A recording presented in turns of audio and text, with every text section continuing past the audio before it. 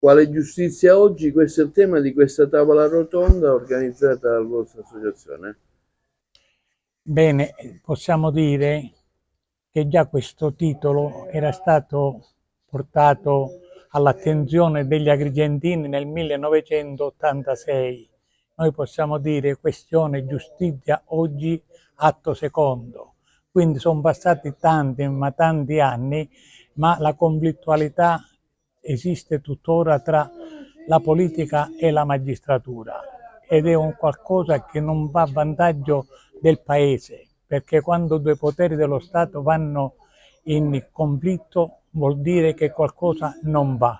E allora noi stasera parleremo di quelle che sono le condizioni in atto tra la politica e la magistratura, magistrati che fanno delle sentenze, delle ordinanze sulla base della loro convinzione. Ci sono poi le posizioni di alcuni politici del governo che dicono che sono soltanto delle toghe rosse. Questo non è possibile perché la magistratura deve essere autonoma e deve dare senso alle cose del nostro paese.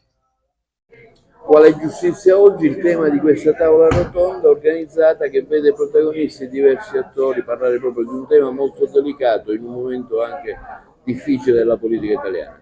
Beh, il tema della giustizia in questo momento tiene banco. Ci sono tante iniziative a livello legislativo, a livello di iniziative dei deputati, a livello dell'Associazione Nazionale Magistrati. Non c'è dubbio che c'è una conflittualità in questo momento tra giudici e classe politica. Ecco, la saggezza vuole che questa conflittualità si risolva nell'interesse della nazione.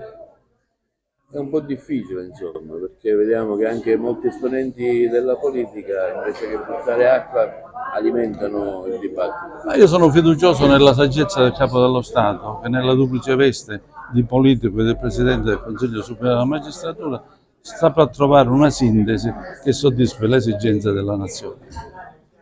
Sì, oggi è un tema quanto mai attuale, infatti noi lo vediamo che le cronache politiche quotidiane, diciamo, rigurgitano proprio di queste problematiche.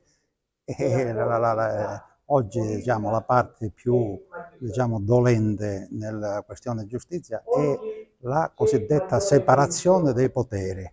Noi assistiamo ogni volta che ci sono momenti nevralgici nella storia d'Italia, assistiamo a uno sconfinamento e nello stesso tempo diciamo, a una perdita di cognizione dei propri territori tra i poteri e questo diciamo, diventa un grave problema per la democrazia.